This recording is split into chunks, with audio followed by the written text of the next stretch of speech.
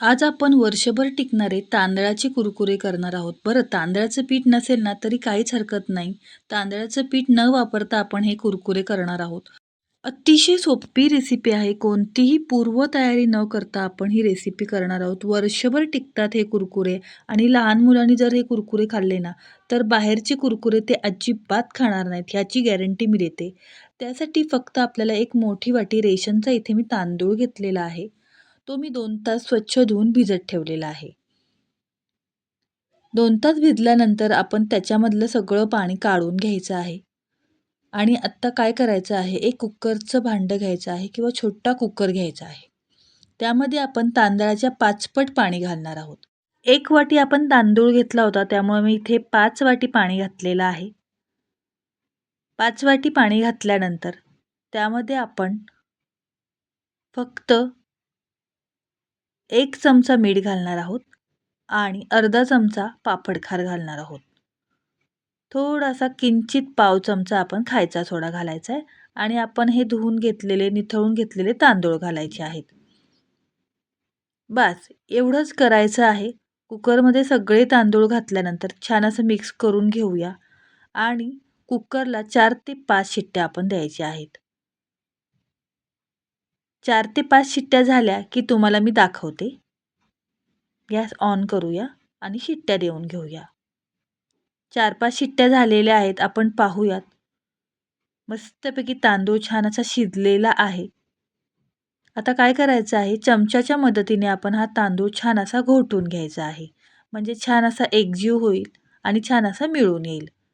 हे बघा छान असा स्मॅश करून घेऊया. एक 3-4 मिनिटं छान मी स्मॅश करून घेतलेला आहे. मस्त स्मॅश झालेला आहे. आता काय करूया, हा तांदूळ आहे, तो आपण एका भांड्यामध्ये काढून घेऊया. म्हणजे हे सगळं मिश्रण आपण एका भांड्यात काढून घेऊया. कारण की मिश्रण खूपच गरम आहे. थंड होण्यासाठी एका पसरट भांड्यामध्ये मी काढून घेतलेलं आहे. थोडंसं थंड करून घ्यायचं आहे. एक 3-4 मिनिटामध्ये थोडंसं थंड होईल. आता काय करायचं आहे, एक कॅरी बॅग घ्यायची आहे. थोडीशी खालून कट करून घ्यायची आहे आणि त्यामध्ये हे मिश्रण घालायचं आहे. लक्षात ठेवा खूप गरम असताना घालायचं नाही. हलकंसं थंड झालं की घालायचं आहे. हे बघा. थोडंसं मिश्रण घालून घेऊया आणि लगेचच प्लास्टिकच्या पेपरवर आपण कुरकुरे पाडून घ्यायचे आहेत. एकदम सोपी रेसिपी आहे, पण तुम्हाला खरंच सांगते हे कुरकुरे इतके छान लागतात. हे बघा, अशा लांबट आकारामध्ये आपण पाडून घ्यायचे आहे. थोडीशी जाडसरच पाडून घ्यायची आहे. कारण की काय होतं ना, वाळल्यानंतर थोडेसे ते पातळ होतात किंवा बारीक होतात म्हटलं तरीसुद्धा चालेल. हे बघा, अशा प्रकारे कुरकुरे पाडून घ्यायचे आहे. अगदी पटपट, पटपट पाडले जातात. काही वेळ लागत नाही. आणि तुम्हाला खरंच सांगते, एका वाटीपासून भरपूर असे कुरकुरे तयार झालेत. 1 किलोचे केले ना, तर वर्षभर बघायलाच नको. एअरटाईट कंटेनरमध्ये भरून ठेवायचे. आता 2-3 दिवस उन्हामध्ये वाळवून घेऊयात. तुम्ही बघू शकता कुरकुरे मस्त वाळवून झालेले आहेत. छानच. आता लगेचच तुम्हाला तळून पण दाखवणार आहे. अगदी चौपट फुलतात बरं का.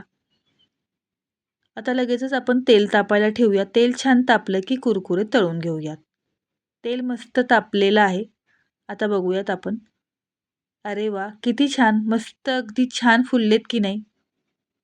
आणि खाताना तुम्हाला समजणार सुद्धा नाही की आपण हे तांदळापासून बनवलेले आहेत. अतिशय पौष्टिक रेसिपी आहे. करून ठेवायचे. वर्षभर टिकतात. काही खराब होत नाहीत. लहान मुलांनी पटकन काही खायला मागितले ना, हे नक्की तळून द्या. हे बघा मस्त आपले तांदळाचे कुरकुरे तयार झालेले आहे. अशाच मी वाळवण रेसिपी शेअर करणार आहेत ह्याच्या पुढे सुद्धा. तुम्हाला जर माझ्या वाळवण रेसिपी पाहायच्या असतील तर खाद्यरुची चॅनलला लाईक करा, शेअर करा, सबस्क्राईब करा. पुन्हा भेटूया अशा साध्या, सोप्या आणि रोजच्या रेसिपीसोबत. आणि माझ्या रेसिपी तुम्हाला किंवा माझी सांगण्याची पद्धत तुम्हाला कशी वाटते मला कमेंट्स करून सांगा. मस्तपैकी कुरकुरे आपले तळून झालेले आहेत. आता लगेचच आमचे मेंबर खाण्यासाठी इथे बाजूलाच बसलेले आहेत. त्यांना लगेचच हवंय, पटकन फोटो काढून घेते आणि त्यांना खायला देते. हे बघा किती छान झालेत की नाही तुम्हाला दाखवते, एक मोडून दाखवते. अगदी खुसखुशीत झालेत. हे बघा किती छान. मस्तच.